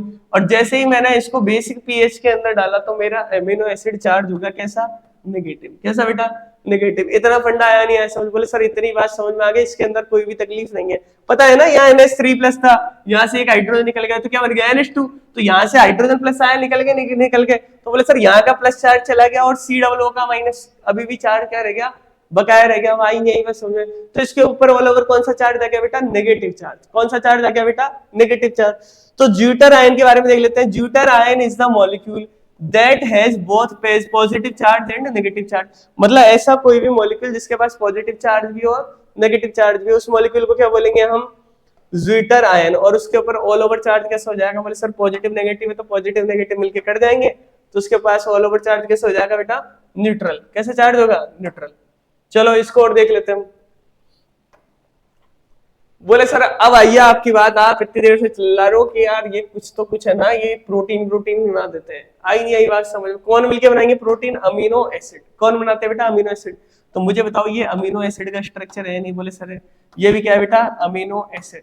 अब मुझे बताओ अमीनो एसिड के साथ ये COOH जुड़ा हुआ है, वैसे जुड़ा हुआ है, इसके साथ ये NH2 जुड़ा हुआ है, नहीं जुड़ा हुआ। तो मैंने क्या करा बेटा, 2 अमीनो एसिड ले लिए। कितने अमीनो एसिड ले लिए, 2 अमीनो एसिड। अब भाई साहब मैंने इस अमीनो एसिड का तो क्या पकड़ लिया, OH। क्या पकड़ा बेटा, OH। और इस अमीनो एसिड से क्या पकड़ लिया, एक हाइड्रोजन। इतनी बात आ रही नहीं आ रही समझ में, बोले सर इतनी बात समझ में आ गई। आपने क्या करा, इस अमीनो एसिड के तो OH पकड़ लिया फंक्शनल ग्रुप, और इस अमीनो एसिड में से क्या पकड़ लिया, हाइड्रोजन। क्या पकड़ लिया, और सर आपने क्या करा, धोखाधड़ी कर दी इस अमीनो एसिड के साथ, दोनों को जोड़ दिया आपने। तो यार आई यही बात समझ में। तो इसमें से क्या रिलीज हो गया, बोले सर इसमें से वाटर निकल गया। क्या निकल गया बेटा, वाटर। तो इसका मतलब यहाँ पर मेरा एक बॉन्ड फॉर्म हुआ है, नहीं हुआ, नहीं हुआ। उसको क्या बोलते हैं बेटा हम, पेप्टाइड बॉन्ड। क्या बोलेंगे बेटा, पेप्टाइड बॉन्ड। तो मुझे बताओ प्रोटीन कैसे बनेंगे, बोले सर जब अमीनो एसिड अब पेप्टाइड बॉन्ड की हेल्प से मिलकर एक चेन बना लेंगे ना, तो उसको क्या बोलेंगे बेटा हम, प्रोटीन। क्या बोलेंगे, तो मैं यहाँ पे लिख रहा हूं amino acid plus amino acid. आई नहीं आई बात समझ। ये जो बीच में बॉन्ड होगा इसको क्या बोलूंगा, पेप्टाइड बॉन्ड। कौन सा बॉन्ड होगा बेटा, ये पेप्टाइड बॉन्ड। बोले सर ये बात समझ में आ गई। इसका मतलब तो सर एक बात हो गई कि प्रोटीन क्या है, अमीनो एसिड की चेन। पर मुझे बताओ कि जितने भी अमीनो एसिड है सारे सेम है, अलग अलग है। बोले सर सारे सेम नहीं है, सारे अलग अलग। उनके अंदर सभी के अंदर क्या है, R ग्रुप अलग अलग है। जैसे अभी हमने बात करी थी ग्लाइसिन की, तो उसके अंदर तो हाइड्रोजन था R की जगह। फिर हमने बात करी एलेनिन की, तो बोले सर उसके अंदर CH2 था। क्लियर है सभी को। फिर उसके बाद बात करी हमने सेरिन की, बोले सर उसके अंदर तो CH2OH था। अरे यस सुनो, तो इसका मतलब सर बहुत सारे अमीनो एसिड होते हैं इसके अंदर, और सारे अमीनो एसिड मिलकर क्या बनाएंगे बेटा, प्रोटीन। क्या बनाएंगे, प्रोटीन। और किस बॉन्ड की हेल्प से जुड़े होंगे एक दूसरे के साथ, पेप्टाइड बॉन्ड की हेल्प से। तो कभी आपके पास क्वेश्चन आ जाता है कि 5 अमीनो एसिड है, क्या है बेटा, 5 अमीनो एसिड एक दूसरे के साथ जुड़ रहे हैं और क्या बना रहे हैं, प्रोटीन। क्या बना रहे हैं बेटा, प्रोटीन। तो उस केस के अंदर जब वो जुड़ेंगे और पेप्टाइड बॉन्ड बनेगा तो कितने वाटर के मॉलिक्यूल रिलीज होंगे। तो देखो इसको देखते हैं इस क्वेश्चन। एक अमीनो एसिड 2 3 4 5, एक पेप्टाइड बॉन्ड 2 3 4। तो बोले सर यहां से निकलेगा एक वाटर, यहां से निकलेगा एक वाटर, यहां से एक वाटर और यहां से एक वाटर। बोले सर 4 वाटर के मॉलिक्यूल मिलेंगे। अरे मिलेंगे नहीं मिलेंगे, तो चारों वाटर के मॉलिक्यूल का होगा बेटा, बाहर निकल जाएंगे। तो क्या बन जाएगा, उससे बन जाएगा मेरा प्रोटीन। क्लियर है सभी को, बोले सर क्लियर है, यहाँ तक का फंडा समझ में आ गया। अब यहाँ पर जुड़ा हुआ है NH2, तो इसलिए मैंने इसको क्या बोल दिया, N टर्मिनल। कौन सा टर्मिनल बेटा, N टर्मिनल। इधर जुड़ा हुआ मेरा COOH, इसलिए इसको क्या बोल दिया मैंने, C टर्मिनल। कौन सा टर्मिनल, C टर्मिनल। इतना फंडा क्लियर है, बोले सर इतना फंडा क्लियर है और मजा आ गया आज के लेक्चर में पढ़ के। और बेटा इसी तरीके से आगे हम इस सीरीज को कंटिन्यू रखेंगे, तो जुड़े रहिए हमारे साथ। और बॉटनी के बहुत सारे इंटरेस्टिंग लेक्चर आगे आने वाले हैं। और अगर आपको किसी स्पेशली किसी टॉपिक के बारे में पढ़ना है कि सर मेरा भी एग्जाम आ रहा है, ये अलग तरीके का एग्जाम है सर, ये देना मुझे और इसमें टॉपिक आता है, आई नहीं आई बात समझ में, तो आप कमेंट सेक्शन के अंदर डाल दो, आपको उस टॉपिक को नेक्स्ट वीडियो के अंदर कवर करा दिया जाएगा। यस और नो। तो ठीक है बेटा, मिलते हैं ब्रेक के बाद। क्लियर है, चलो बाय।